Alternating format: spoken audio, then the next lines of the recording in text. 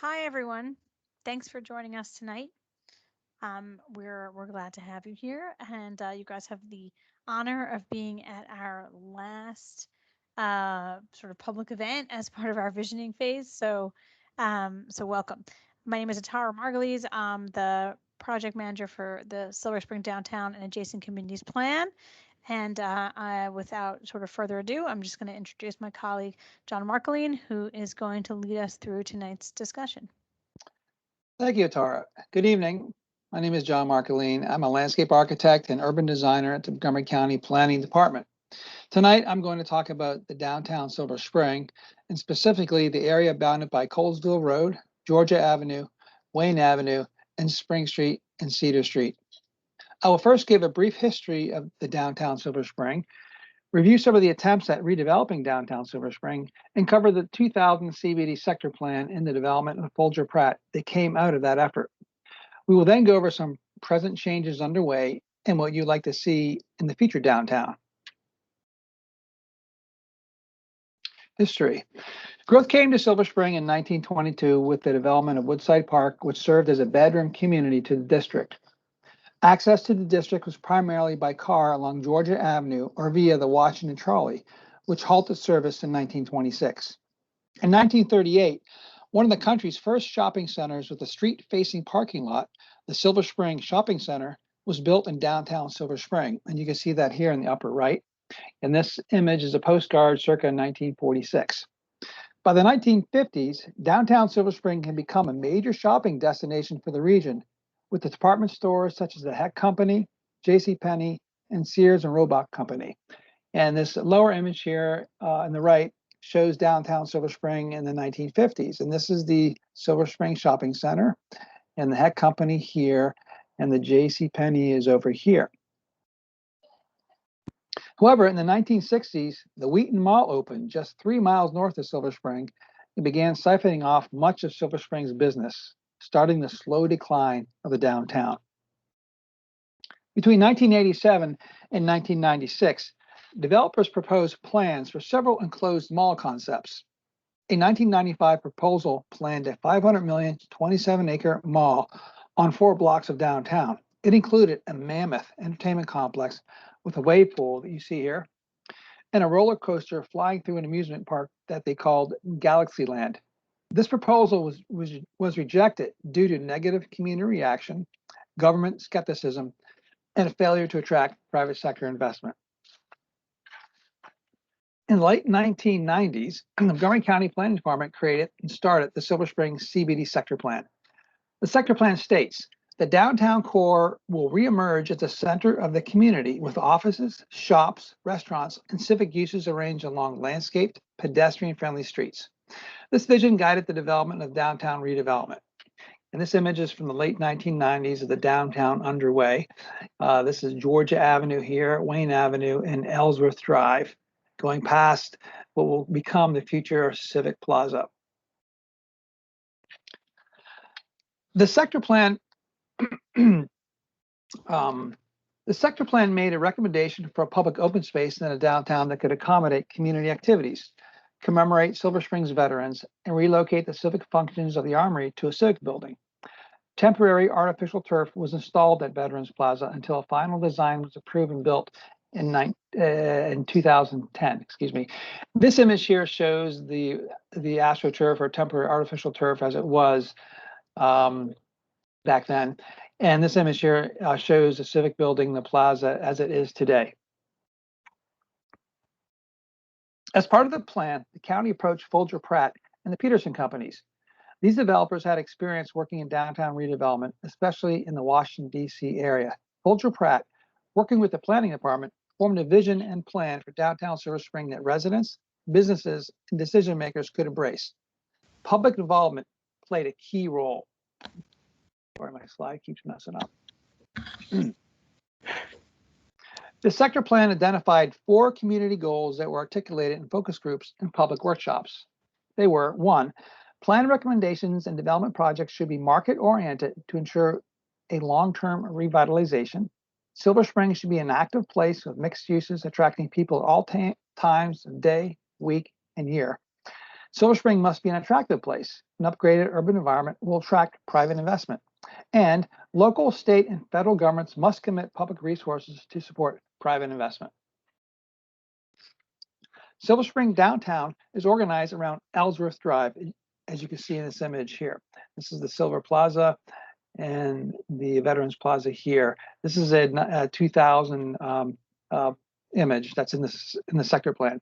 Silver Plaza at the west end of Ellsworth Drive, featuring an interactive fountain and a set of arch stairs, functions as Silver Springs Town Square. At the other end of Ellsworth Drive is Veterans Plaza with a mall and glass pavilion. It provides shade during the summer months and a popular ice rink in the winter.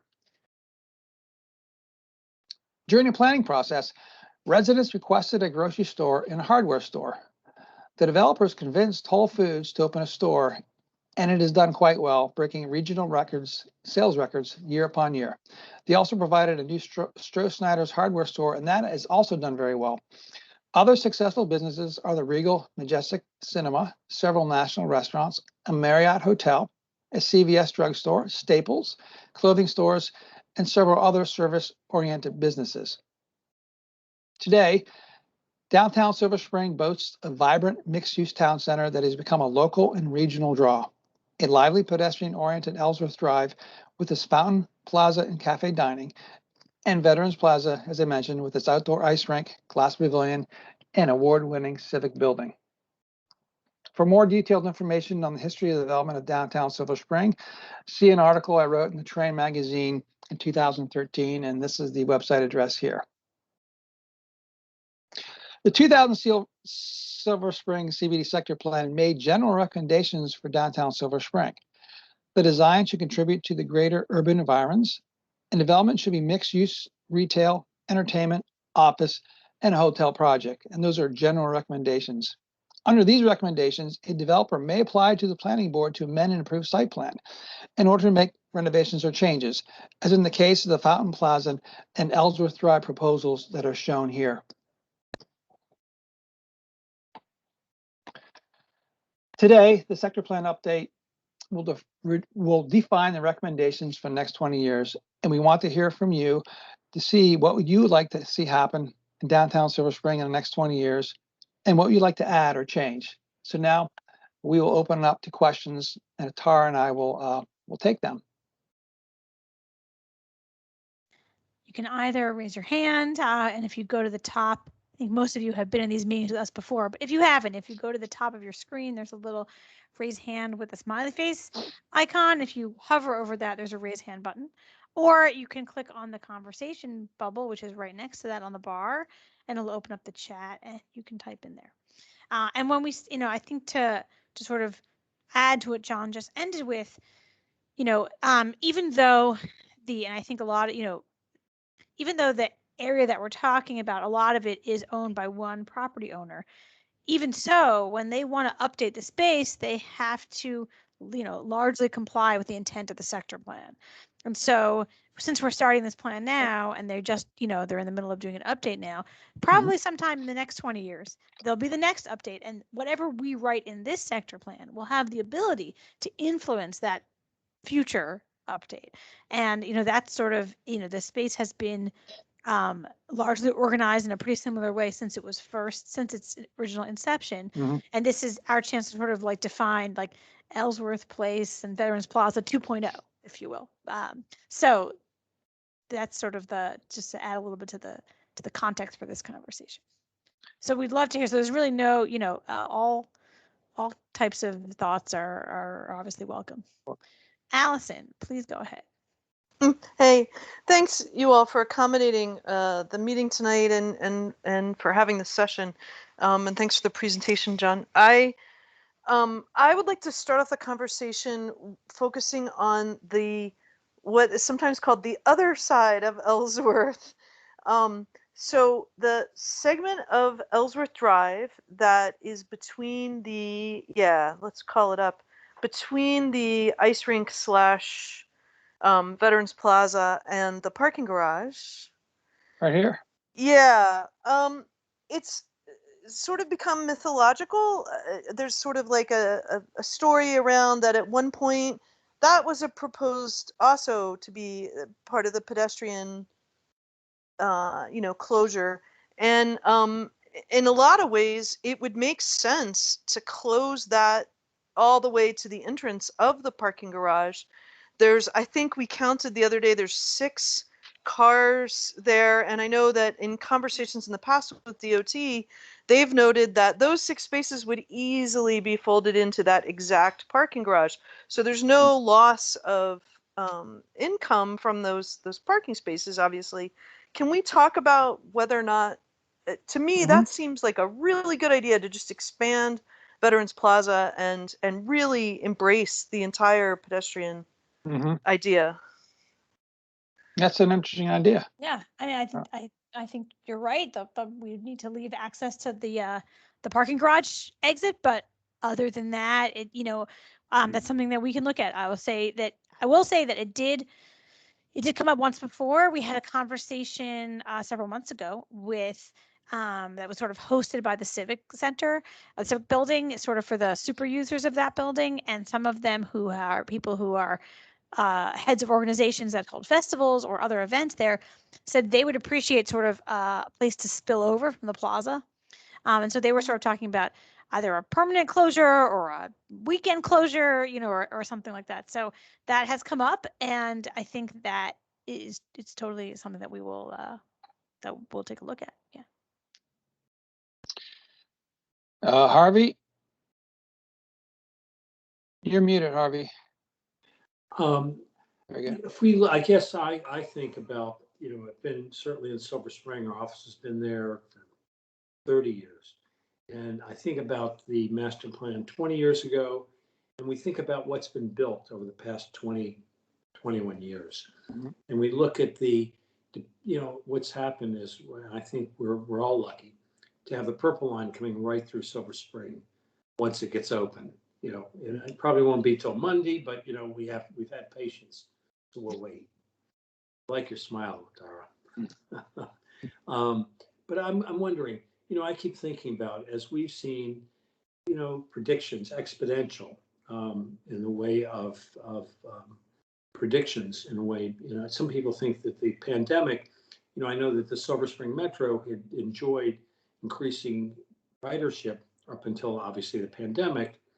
And I think we've seen density increase, because of, if you look at the profile, which I've actually taken a look at, a couple of major the people that own some of the big buildings, the multifamily, the rentals, they've been very sensitive to people's, needs and the way of providing really, a really very comfortable environment. The need for parking is going down because people are relying more on mass transportation. And I say this up till a year and a half ago, till we really, or a year, whatever it was, a year, a few months ago.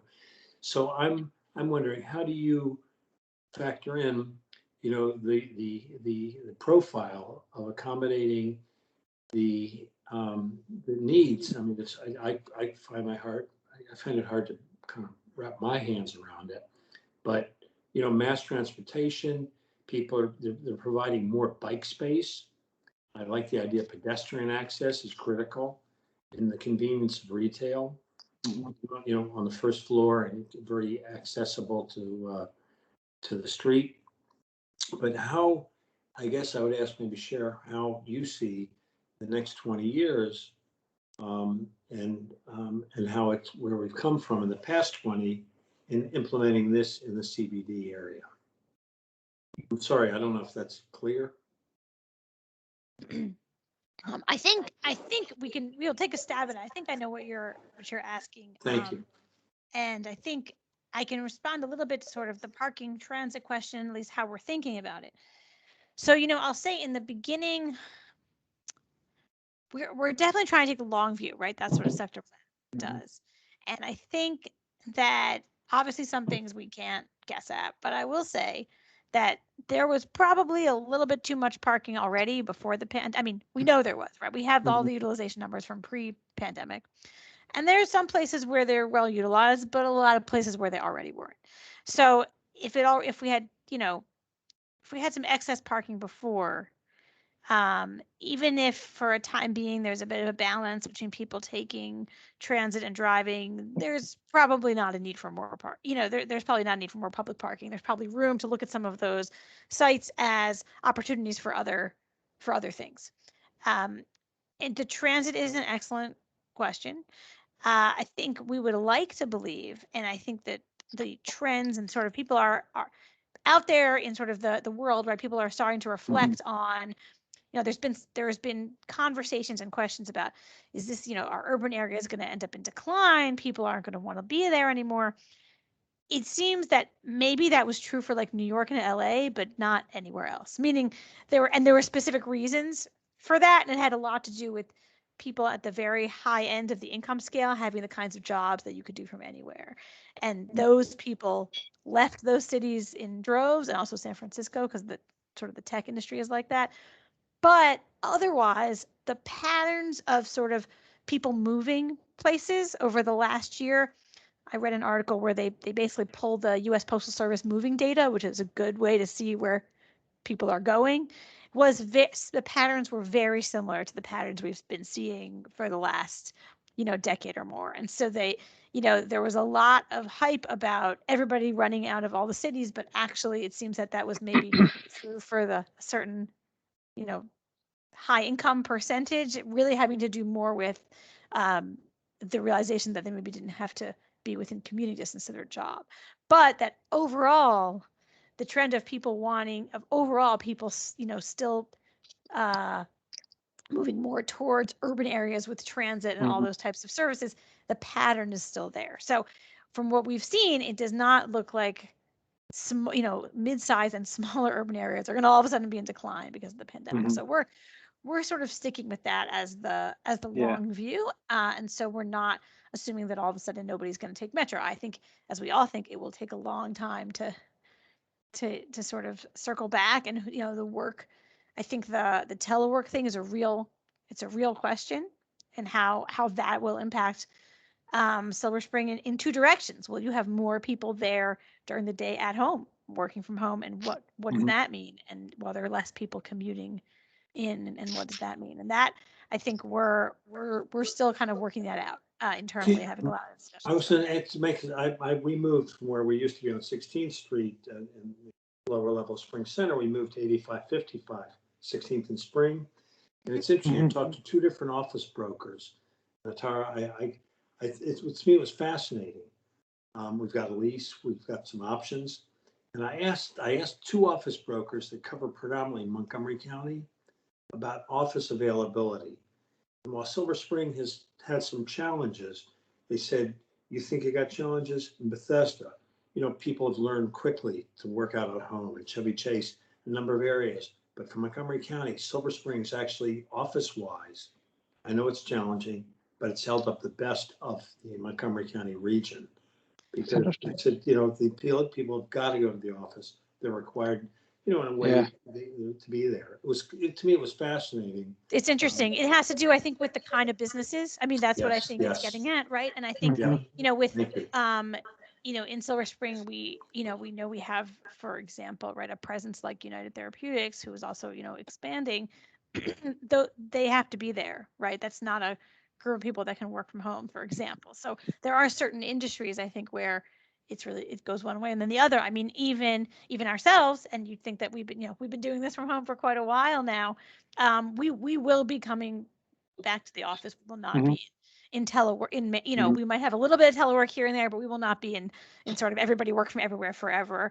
And we don't, we're not in a lab job. So, I think I do not think we will end up with everybody working from home forever in all industries, but we did hear from some folks that we spoke to in Silver Spring, some smaller businesses, that they are thinking they might end up there because of the success of this year. But I think it's hard to say. I think we are anticipating that the mix will be a little different in terms of, but that it's not going to be a full exodus as I think some people were sort of wondering if that would happen. That's great to hear that, though, Harvey, from conversations. Thank you. So we have a couple more people with hands up. Michael English would like to speak. Yeah, thank you. First, apologies. I'm watching a friend's dog, and said dog is snoring very loudly. So if you hear, We can't hear it. that's not me. But yeah, so it's sort of a question and I guess a comment.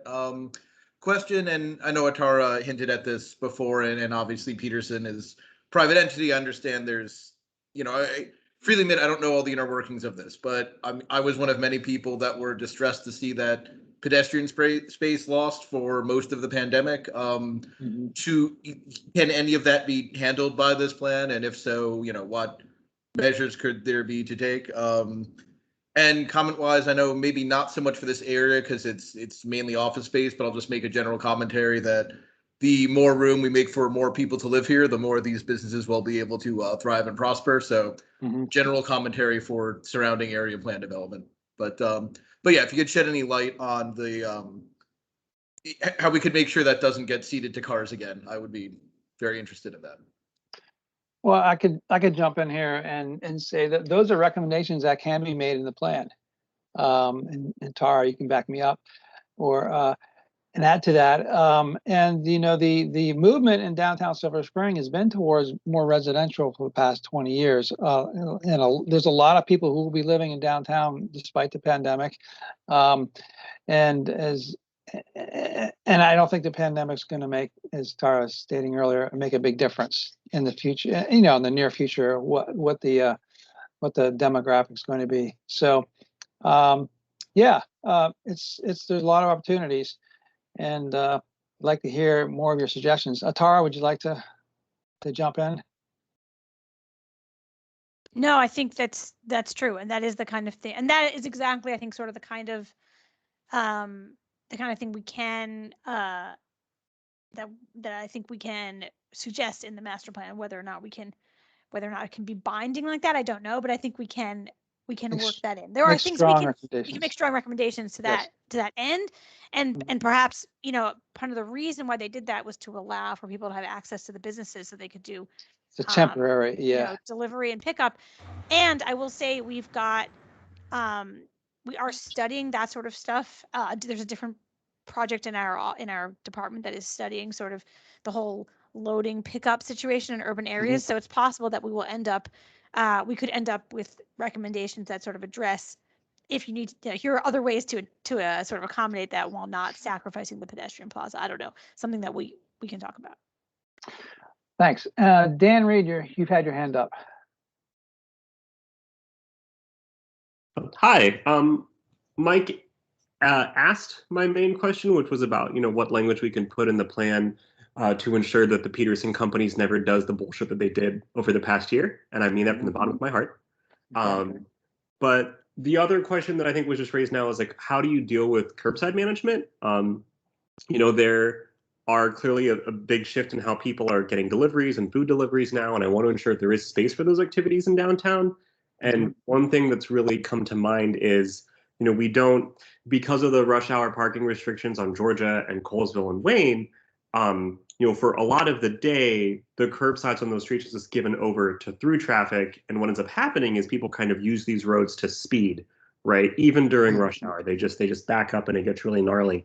And I wonder, if there's an opportunity to do both, provide room for curbside parking on those streets for all the folks who are doing deliveries and food pickup and whatever, but also kind of do some traffic calming. Because I think as it is, those three streets really kind of form a moat around the core of downtown.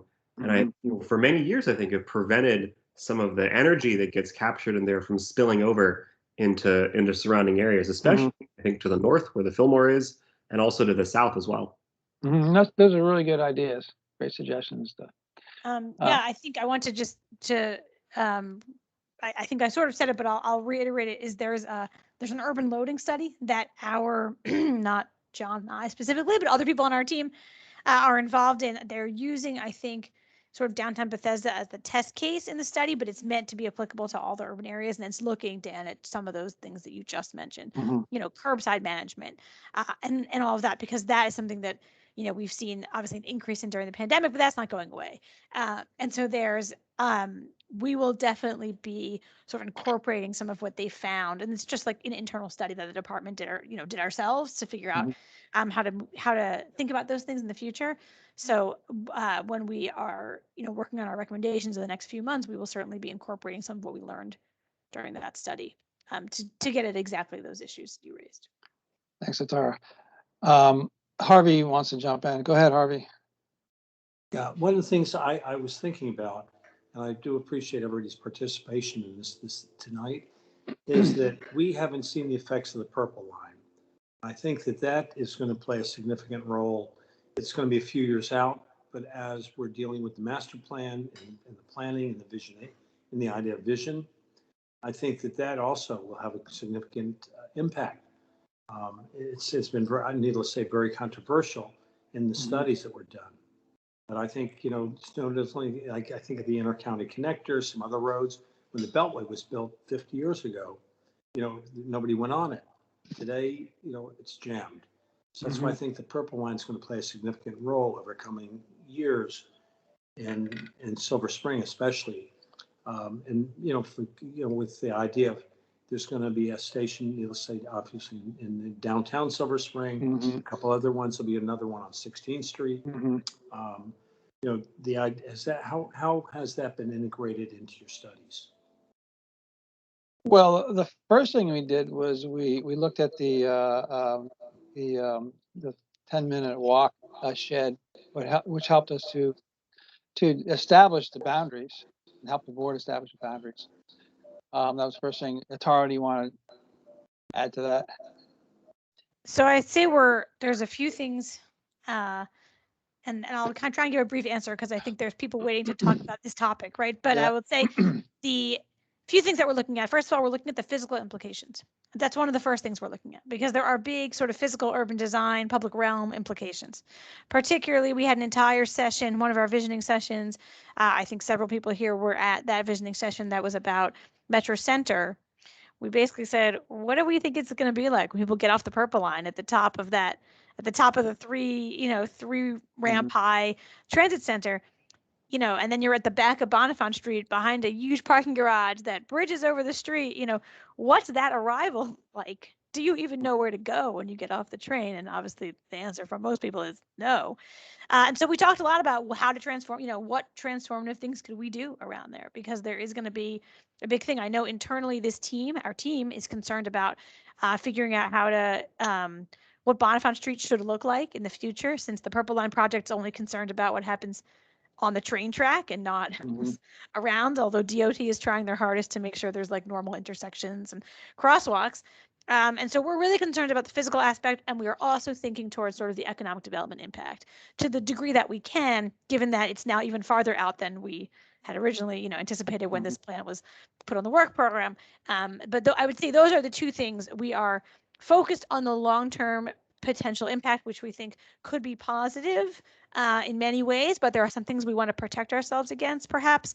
But I would say we are very focused on like the public realm impact, because that's going to be immediate as soon as it's open, and figuring out how to design around that in some ways.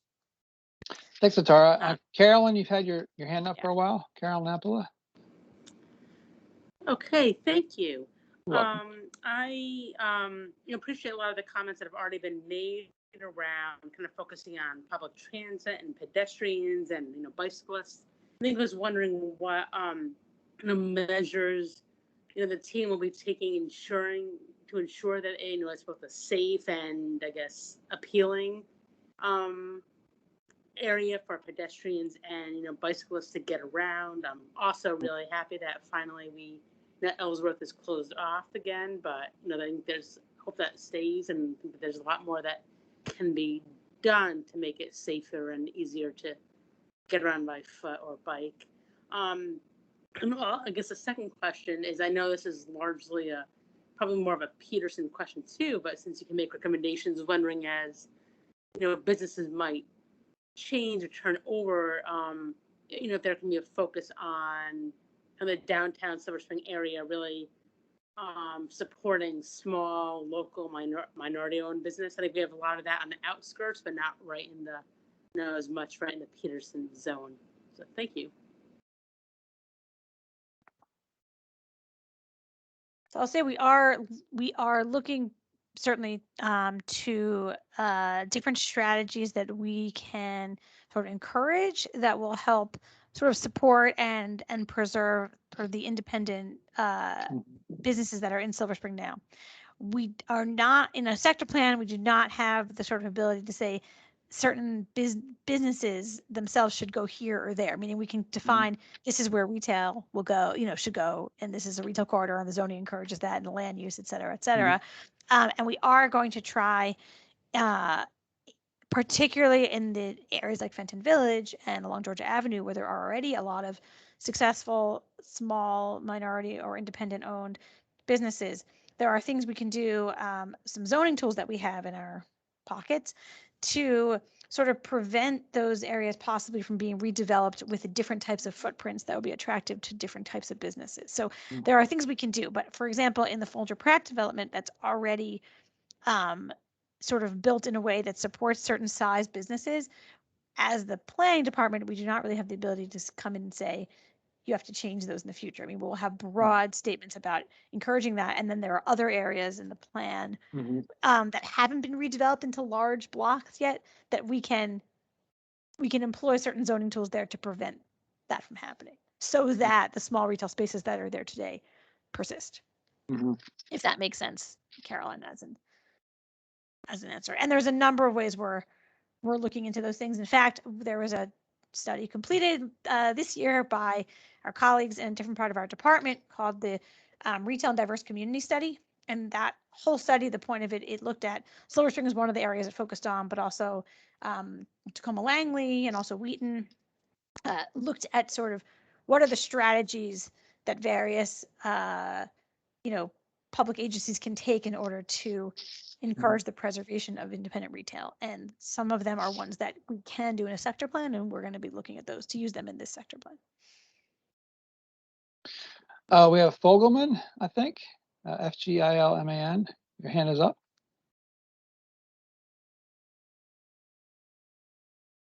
Oh, it's Gilman, actually. Gilman. This is Okay. Francie Gilman. Oh, F. Gilman, I'm sorry. Hi. Thanks a lot for this chance to provide input. Atara, I was listening to the planning board this morning. You did the draft concept framework plan.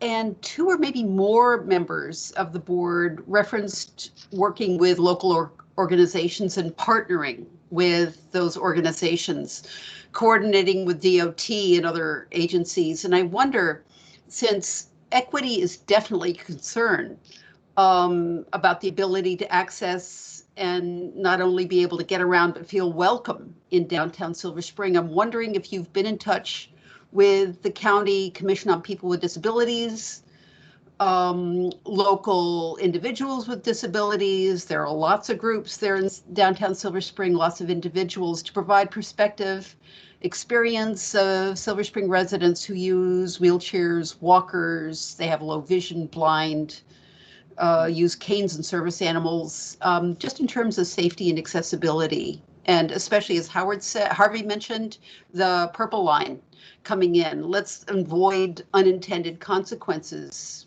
by consulting with this group. What do you think? So that's great. First of all, thank you for watching and listening. And that's a great question. And we had, in the beginning of our process, what we called the listening phase, we did meet with, I think, two organizations that, sort of are advocates for people with disabilities. We met with an organization that's an advocate for seniors.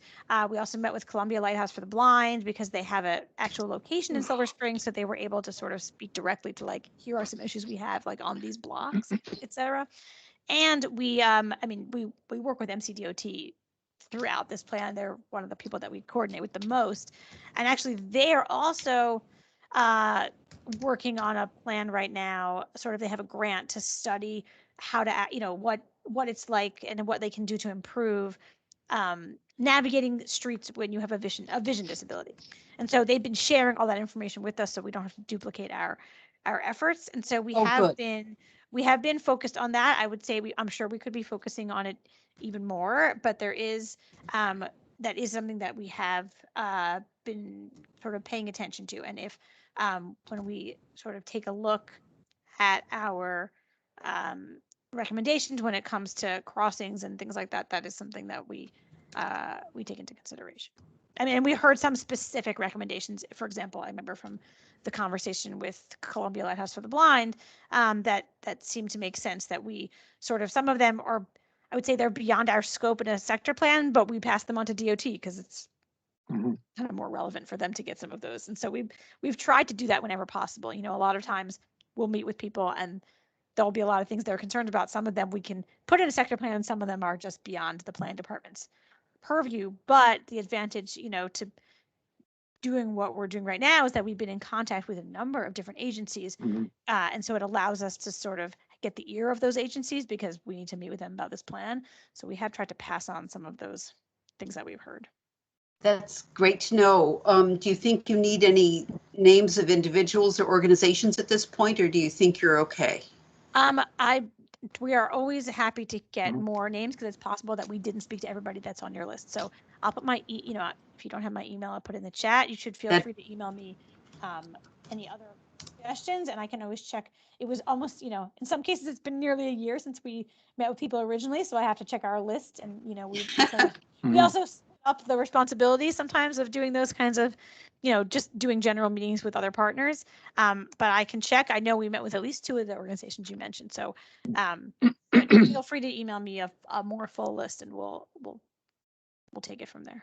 Many thanks, Atara. My pleasure. Thank you, Francis. Allison Gillespie, your hand's up. So it looks like Melvin Toll is ahead of me, but also I noticed in the chat that Jared Jarbre yes, is like having trouble raising his hand, but he really wants to talk. So I'll wait until at least those 2 because I've already had one chance. Thank you, Allison. Sure. Mel, why don't you go ahead and. Okay, John. I think what you and Taurus said earlier about residential in Silver Spring is having no trouble at all. There's a lot of new residential being built, and doesn't seem to be anything in the future that's going to prevent the attraction of a lot more residential. Although the office, the job market is liable to be weak here, and people may have to use the Purple Line and other transportation to go someplace to work. What I'm concerned about is what you said, or Dan Reed, I think, said about this Ellsworth Drive. It's the core. It's the core. We only have one. And, you know, there's more on Fenton Street, but that's not quite as vital, as vigorous as this area. And I think that could be the big challenge in this plan, is to provide the things that the residents are going to want in the next 20 or 30 years. How do we create, I mean, this area used to have a Storehouse Furniture. It used to have a Borders Books. We could go down a list of what used to be there. And the question is, yeah, we don't need a bookstore anymore. People watch YouTube and things like that. We don't need bookstores, but or Amazon. What? Yeah, okay. What? Not what are we going to need? Not what's the retail demand going to be in the future, but where can it be? When somebody wants to create that retail area where you can window shop as you come back from dinner, as you're on your way to dinner, as you get off the Purple Line or down at the transit center, as you walk up to someplace, where do you window shop on the way to where you're going? What's going to be the other core? I mean, it's tough to have a one-legged table. You know, I'd like to see another leg or 2 on this thing for balance. Okay. That's a good question. You know, we can always recommend retail, but we can't dictate the market. The zoning can create the area.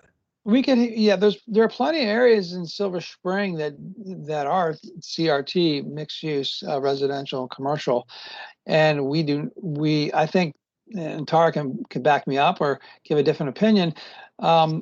we can't make it happen. I know these are needed things, but Well, I it's mean, John, the can I market interrupt? I has. mean, Atara just mentioned that you can use zoning to prevent on Fenton Street. You can use zoning to prevent progress. How can you use zoning the other way to Yeah, actually create, incentivize?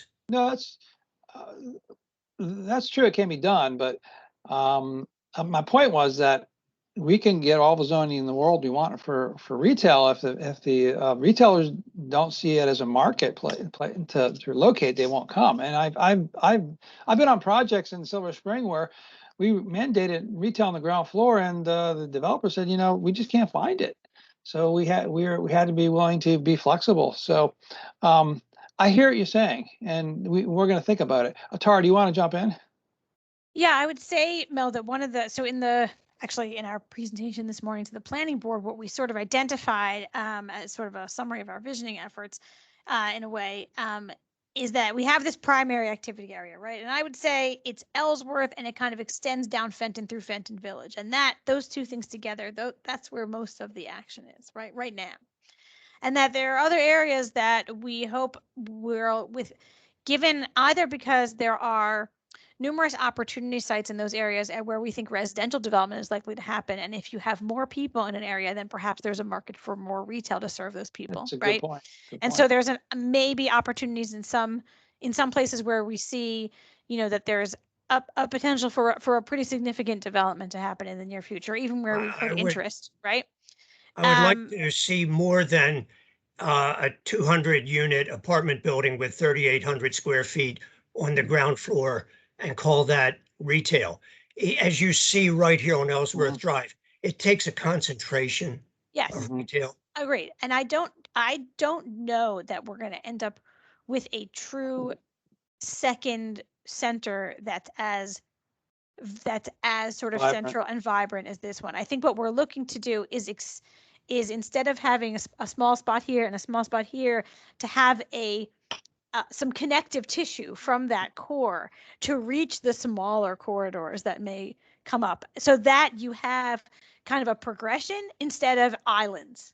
And I think part of the issue in Silver Spring now is, while you may have some areas that might have some potential, there's not necessarily a great connection between that takes you from the core area to those areas, except down Fenton, which is that's the only place so far. But we would like to create a more of a network of those spaces. And that was part of that was identified in our sort of retail study, where we identified pockets of other places that have successful retail, but they're pockets and they're not connected to sort of, they're not sort of like arms going out from the core, which is, I think, how would be more successful. And that's something that we're sort of talking about as as an overall sort of urban fabric type strategy.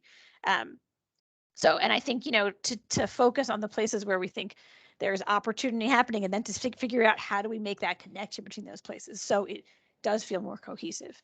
I mean, I hear that, and I think that's right now we think that's sort of a more realistic goal. I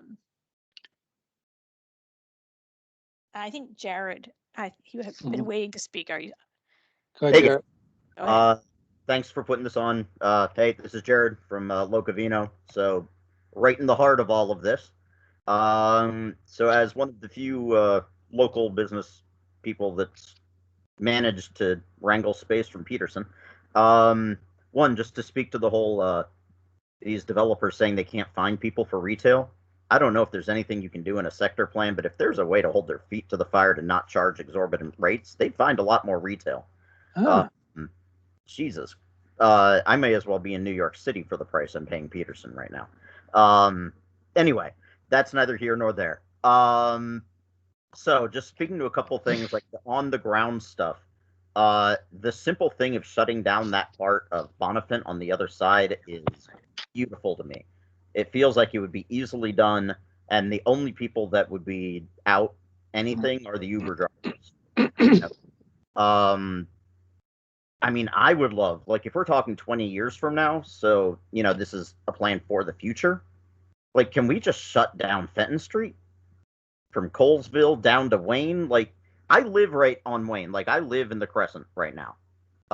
So, like, I could even see us, like, shut down from the garage on Wayne Avenue. And because right now we've got a purple line coming onto the library, and people are going to unload on that purple line and hit an major urban intersection. Well, of course, they're not going to come north from that. Like, you don't want to get off transit with your kids and have to play Frogger. So, like, I would love to see the intersection on Wayne shut down too. Like, if we're looking at the future, like, I mean, I'll go ahead and I'll put you guys in a heart attack. Like, I would love to see the Colesville intersection shut down, but I understand that Colesville is a major thoroughfare. But like Wayne, I think the people that use Wayne are either people trying to not be on Colesville or the people who live here. And the people who live here, I am sure if you asked us, we'll find another way around if we can get off the purple line and, walk up into the Veterans Plaza without having to cross the street.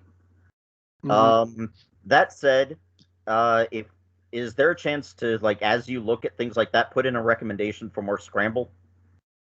Like, even if we keep the roads open, like, make them pedestrian forward. Like, I would love, like, like, if we can't shut Bonifant down, put that as a scramble intersection. The only people using that, again, are people trying to cut through and pedestrians. So let's count pedestrians as our primary focus, and cars separate. Put in a scramble on Wayne, especially now with the purple line coming in, because we're going to need people to be able to get off the train and immediately walk to where they're going. So those are two things I would love, both as a restaurant owner and as a resident. Like right now, I've been struggling with how does the purple line affect me when it doesn't feel connected to me. So anything we can do to put that purple line at the library and connect it into the downtown area and make that not just the library stop, but the downtown Silver Spring stop would be beautiful. A couple other things, like as we look at how to use Veterans Plaza and this downtown area, if we could have it in the plan to work with the county to do to find some special licensing, like I would love to be able to, like when we do pop-up things in the middle, like not have to get an alcohol license each and every time. Like have a special, like, can we cut out some of the laws and make it specialized for our area? And the last thing is, can we look at ways, like, I love Bryant Park up in New York City. We even have the skating rink. Like, we've got the farmers market. We used to have Fenton Street Village or Fenton Street Market. I think we could do it again, but it's going to take some infrastructure. Like, how do we make that so that every week when it's set up, it's not people scrambling around with, with card tables? Like, how do we support that? How do we make it so that we have we have part of our plan is tabling, is tents, is making this so that we can have more of those style markets, or the markets that we do have, make them possibly more permanent. Like I'd love to see that outside my door at Locavino. Like that skating rink is great, but in the summer it just becomes a cesspool. And God bless Silver Spring Town Center, but the Tuesday folk concerts aren't cutting it. We've got to activate that space during the summer too. And I'd love to see ways of making that easier on people to do. Thanks, guys. I appreciate it. Thanks. Thank you for all of those ideas. I will say that Fenton is, which I don't know if people are aware or not, there is an ongoing project by DOT on Fenton Street. There's a whole redesign, which includes a better bikeway system. And they are currently, the DOT is studying very carefully the intersection at Wayne and Fenton, and figuring out how to make that super pedestrian friendly with the purple line. Just as a note for folks who may not realize, like the purple line is like a state effort, right? And so DOT is not, MCDOT, right, is not as in control of that as they might like when it comes to those kinds of interactions. And now the So it's a lot of coordination, but I will say MCOT is the main thing they're focused on with the Purple Line right now is sort of safe pedestrian crossing and safe pedestrian intersections, particularly in a place like downtown Silver Spring where there's such a high pedestrian, um, population on the street at all times. So they provide us updates and we have meetings with them on a regular basis. But I will say they are trying really hard to push back against the state when they feel it's not a perfectly ideal situation for pedestrian crossing. They are fighting for that. I guess who else has their hand up? I would love to go again if I can. Go with some ahead, more Allison. thoughts. And by the way, I just want to give a shout out to Jared. I loved everything you said, and plus one to everything Jared said. I think he's got really, really great ideas, and it's an example of why talking to local business owners is just super important. And by the way, I love his business. So, but that was great, Jared. I really want to give you a shout out there. So I have a couple of thoughts I wanted to share beyond what the first thing I had said. So, my experience of using Ellsworth was particularly heightened when my 83-year-old mother, who was wheelchair bound, I would go to visit her in some senior housing just a couple blocks away from Ellsworth. And I would put her in her wheelchair, and it was a joy to be able to take her to the downtown. And I think it was really great for her to get out and be with people who were not also 83, and get out of her assisted living situation for a few hours and just experience life. And it was really an example of the best of the best of what any city can offer, because it just really brought so much joy to my mom just to see like kids playing in the fountain, and the trombonist who would come and he would often play songs for her, and it was wonderful. I will say it did really give me an eye-opening look into how hard it is to navigate the city with a wheelchair-bound person. It is, we do better than some, but as Carolyn said, we need to be aware of that. So I'm glad to hear about that. Some things that would help beyond accessibility, which is key and number one and should be in everyone's mind all the time, is wayfinding is really bad. Number one thing that could draw business to Ellsworth, to Wayne, to Fenton would be signage. When you step off the metro, there ought to be signs saying, come ice skating, or just to any of these attractions. There ought to be things that entice you. It's really confusing. When family members would come to visit, they would often fly into National Airport, stay in a hotel near National just because it was cheap, and then take the metro up to see my mom. And while that should make sense, they got really lost. They could not make sense of downtown Silver Spring. And would be a relatively easy solution to spend a small amount of money highlighting the attractions we already have and highlighting like where some of the business areas are. Another thing I want to say that I would love to see us really capitalize on is, so I would often take my mom and sit in Veterans Plaza and listen to concerts. And I was excited in the conversation about the bid last week that they were talking about using Jessup Blair Park more actively. And I don't want to get into the bid tonight, but I will say, I did not think that the concerts in Veterans Plaza, that was not the best match. It's not very acoustically sound. It's not very welcoming to families. And I would watch families of many different generations struggle to try to figure out how could they sit there comfortably. Sometimes people would have to carry in their own chairs.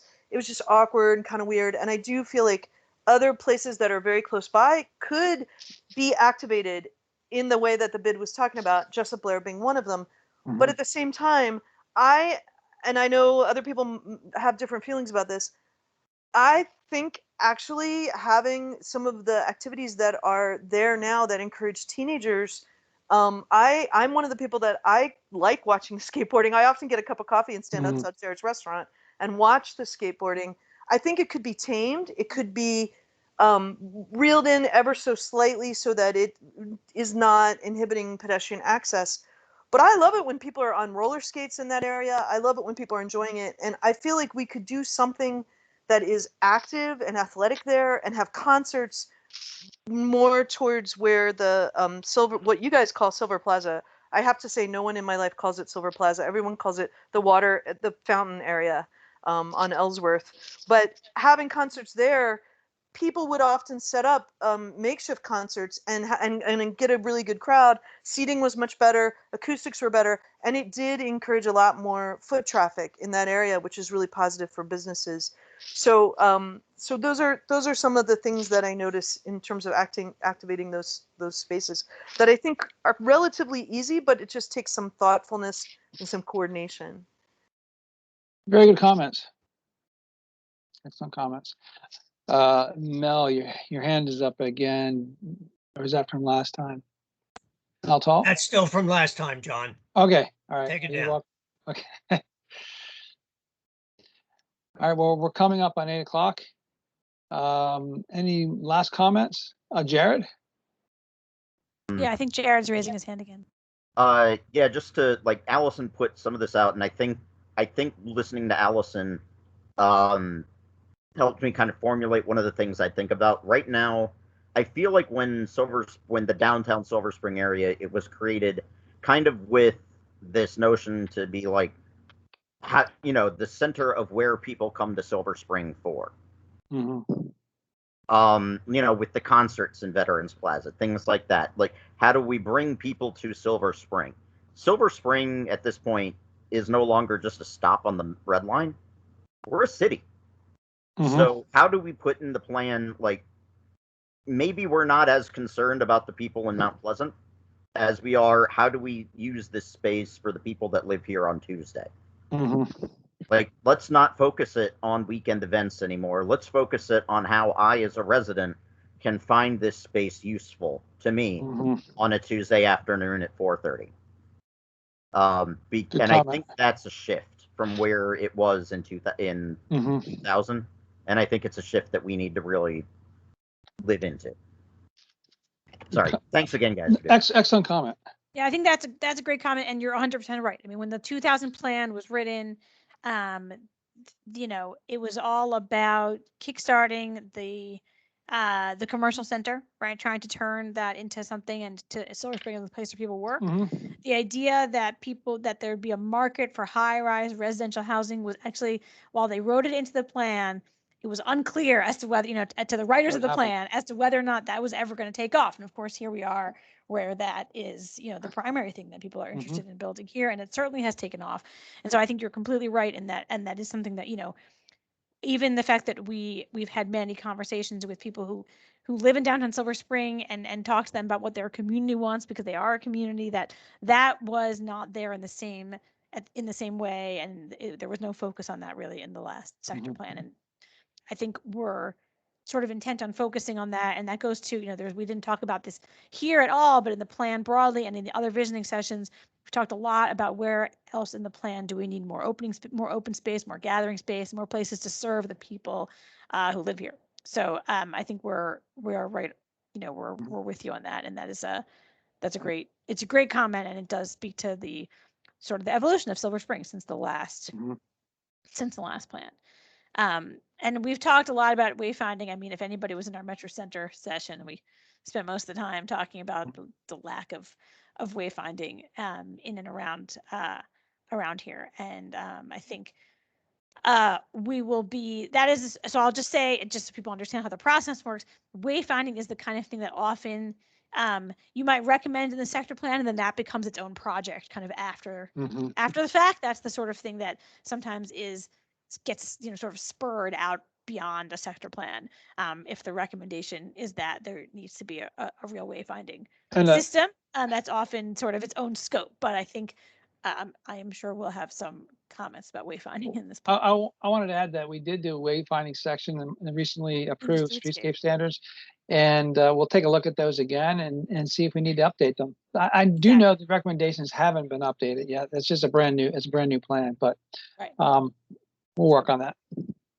So it's great, because it means we have sort of a vehicle already for that out there that we can update pretty easily. So that's so Allison, you're asking if we talk about the 50 shopping center. I assume you're asking if we can talk. I mean, I know I can go through the story again if you want. I think I mean, other people might need it, and I know that it's a bone of contention, so maybe I shouldn't say no, but I think we ought to throw that in the pile, sort of along with what Jared was saying, So when we're saying 50 style, just to be clear, the corner of Georgia and Colesville, which I was in the other session, I forget what you called it, but the one earlier. Yeah. So I know that there's some historic designation stuff, and that's probably what you want to explain a little bit. What I would like to say is I would throw this in the pile that Jared so neatly assembled there of places that we could really prioritize pedestrians. And I see no reason why we can't keep its historic designation, which I find questionable. I think this is a monument to everything bad about cars, everything bad about 1950s suburban. I think this is like, don't do this. That's what, there should be a museum of never do this again. But that is a little bit why that is actually a little bit, Why you it's know, there. I mean, Reserved. you can keep going and then I can explain. So People who weren't at that session. Jared took the words right out of my mouth there. We kill the cars and keep the concrete. Like that, when things have been there, that space could be used so much more creatively. And I feel like the businesses go to die in there now because it's not welcoming to pedestrians. And if you even try to get out of your car, if you're lucky enough to score a space from the guy that wants to beat up everybody that tries to take the space that he's been sitting in all day while he sits in his front seat, which I don't know what that's all about. That's a whole nother problem.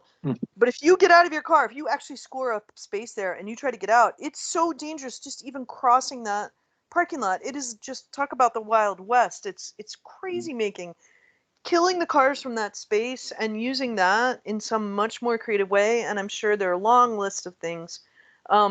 I would love to see an ice cream, for instance. You could have an ice cream parlor in the middle and have seating, and that would be great. You could have all kinds of businesses that need that appreciate outdoor seating much more. I think you could have restaurants that have some open atriums there, whatever. But yeah, Jared's right. Kill the cars, keep the concrete, and get creative with that space.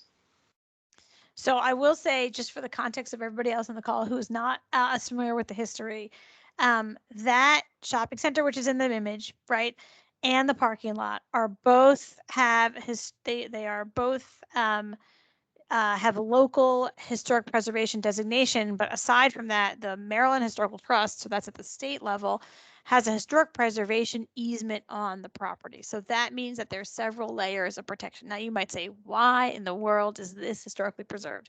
So the reason is actually kind of the exact thing that Allison was just talking about, which is this shopping center opened in 1938, and it is one of I think it's the first either in the region or even one of the first in the country sort of shopping centers that was like we think this is ubiquitous, but it was a big deal, that had the stores were all in a row with a parking lot that served all the stores. So you didn't have each store as its own individual building. It speaks to, the a car centric way of shopping, but that was a huge deal in 1938. That transformed like the landscape here, right? In the country at large. And so that's why it's historic. It seems to us to be backwards now. And so there have been small conversations about slowly thinking about maybe there are other ways to sort of keep that easement there so we can recall the history, but maybe use the space a little bit better. And I think I understand from our historic preservation staff that as we have moved, the farther we go and the more it sort of, seems right, a little bit ridiculous. And frankly, that those things are there. I think the facade of the shopping center is probably something that is not going to go anywhere, but I think it is possible that even some of the suggestions you guys made, like keep it, we're probably not going to be putting a building there. Certainly not during the lifetime of this sector plan, but if there are other things we can do to improve the use of that space, and maybe there don't even need to be cars there. Maybe we just need to remember that this was a parking lot, and this tells us how far we've come, right? That this was, in the 1940s, a really big deal, and now here we are, and this is the kind of thing that we're trying, not to build. So I think that is, that's the sort of the long route. So I think we will work with our historic preservation staff to figure out what's the most we can write into the sector plan that's realistic in terms of what we think we could achieve in terms of change in the next 20 years. I do think eventually we will be able to get more change as we move farther and farther away from that time, but this is a constant back and forth in historic preservation when it comes Mhm. to those things. I mean, we have that conversation a lot. My brain starts going to places like, what can you do with concrete that is active, because that's such a huge part of Thrive. So Mhm. having it be like, some communities have put in shuffleboard, which sounds so old and quaint and archaic, but it gets really popular, or Yeah, Mm. you can bocce, activate it in a or way. Possibly, yeah. you know, street hockey, Mhm. the small football, like i.e. like soccer, I, those urban yes, soccer courts. I think we I've have seen to. those in, I think yes, I think we will have to figure out what to suggest so that it it goes towards like taking steps towards that. I mean, I Mhm. will say Peterson tried already, and then they got it approved, right, to increase to take away spaces, and they're going to build like some decking and have like extra tables out there. Okay, it's a first step. That's something that actually Mhm. years ago people would have said, "Oh, you can't do that. You can't even do that." So, Mhm. so there with things like this, especially when there's an easement, it makes it um, extremely challenging. But I think, to be able to eventually get to a spot where that's a space where you have the open, concrete asphalt, you understand that it used to be a parking lot and this used to be a shopping center. And that's important from understanding the history of Silver Spring and whatever, Mhm. but that we can use the space in a way that, that is way more activating. I mean, I think we're all in agreement, and we have to just figure out to what extent, we can go in the sense that we think it would actually help us get there, as opposed to suggesting things that they're just going to straight off the bat say like we can't even go there, and that's our job to figure that out. I'd like to say that there was a building there in 1946. You see the Right, numbers John's there, pointing out in the picture there is like a and building. I think it was a gas station, City Golf. So you could, I guess, you could put a building back in and could still be within the historic parameters. So that's an idea we can think about. But I have to, unfortunately, I have to wrap it up. Yes. So maybe one more question, and then we can say goodbye. And feel free to shoot Tara or myself questions. But I will put my I'll put John's email. Hey, if anybody, I think most of you are pretty well informed about the plan, but if I'd like to. I'd if like there's to thank, anybody here who's Tara, not I'd like gonna put to some thank information in the you chat. and John for making See, this happen. Thank you. You're welcome. Thanks, Harvey. Okay, so on that note, I guess we could wrap it up. Does the chat stay up, Tara, after we? Not after people. No, when everybody leaves, the chat's over. So I'll say, I think most of you are on our e-newsletter, but if you're not, I just put that in the chat. You can also just, of course, go to our website, and just to let you guys know what's happening. So this was officially the last event of visioning. This was our, we did this one twice to accommodate the bid meeting last week. So I really thank everybody for participating, and particularly to those of you who this is like your second or third or fifth or like 10th event that we've hosted. We really appreciate all of the time and energy that the community members have put into participating with us in all of these things. And we do, write everything down, and we record all of these so we can capture everything. In terms of the next things that are happening with the plan, this is really exciting because we are pretty much done with visioning. We gave an update this morning to the planning board. You can find it on their website. If anybody wants to find it, you can email me. I'll get you the recording. We are going to be writing plan recommendations over the summer, and we'll be coming back to the community in the fall. So we are sort of taking all of this stuff and heading, kind of putting our heads down and, sharpening our pencils, so to speak, and working for the next few months to get draft recommendations in place. And then we eventually go to the community, and then the planning board, and that will happen in the fall. And if you sign up for our e-newsletter, you will stay, that's the best way to stay updated. Yeah, thank you, John, for presenting and facilitating. Thanks, Tara, and thanks everybody else. All right. All right, well, good night. Thank you, Okay, good. everybody. Thank you very much. Good night.